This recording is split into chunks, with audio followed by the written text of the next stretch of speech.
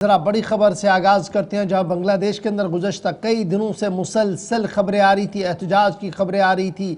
इस बीच नए इंतखाबी दंगल को सजाया जा रहा था, उस हवाले से खबरें आ रही थी। पाकिस्तान हक में पाकिस्तान मुखालिफ, भारत मुखालिफ नारों के बीच एक और बड़ी खबर बांग्लादेश से सामने आई है, जहां पर सरकारी तौर पर इस बात का ऐलान कर दिया गया है कि बांग्लादेश की साबिक खातून वज़ीर आज़म का इंतकाल हो गया है और आज सुबह उनका इंतकाल हो चुका है।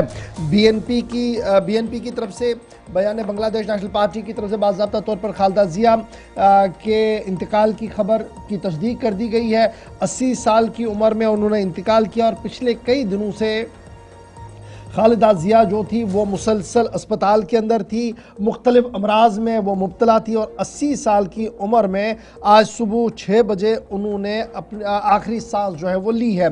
खालिदा ज़िया बांग्लादेश की पहली खातून वज़ीर आज़म बनी थी और बांग्लादेश के अंदर नए सियासी इनकलाब का आगाज़ किस तरीके से लाया जाए और क्या कुछ किया जाए, इस ज़मन में इनका एक बहुत बड़ा रोल रहा है। और बांग्लादेश नेशनल पार्टी की तरफ से भी इस बात की तस्दीक कर दी गई है कि आज पूरे मुल्क के अंदर बाज़ाब्ता तौर पर सोग का भी ऐलान कर दिया गया और खुसूसी दुआया मजलिसों का एहतमाम मुख्तलिफ मकामात पर जो है वो किया जाएगा। और आज सुबह 6 बजे खालिदा ज़िया का इंतकाल हुआ और खालिदा ज़िया के इंतकाल के फ़ौरन बाद दुनिया भर के मुख्तलिफ लीडरों की तरफ से बांग्लादेश के साथ इज़हार ताज़ियत के पैगामात का सिलसिला भी शुरू हुआ और सोशल मीडिया पर सुबह से मुख्तलिफ लीडरों ने खालिदा ज़िया के साथ तस्वीरें शाया करते हुए उन्हें खराज अकीदत पेश किया है।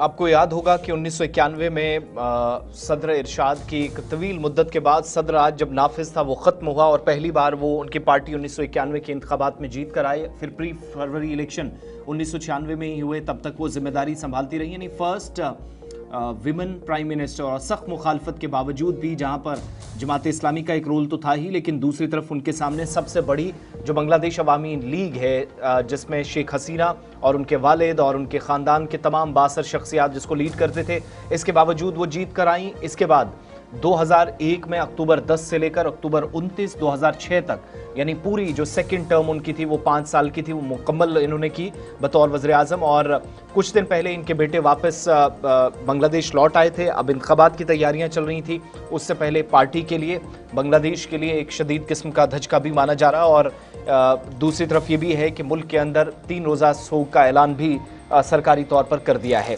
ये तो एक खबर जो आपके सामने दिन भर इस पर सारी बात ज़रूर होती रही, क्योंकि बांग्लादेश काफ़ी सुर्खियों में इन दिनों सियासी हालात की वजह से भी है और मुसलसल पिछले दिनों से जो हमले अक़लियतों पर, उसकी वजह से भी काफ़ी निशाना बांग्लादेश की हुकूमत बनी है। 12 तारीख को इंतखाबात भी होने फरवरी में।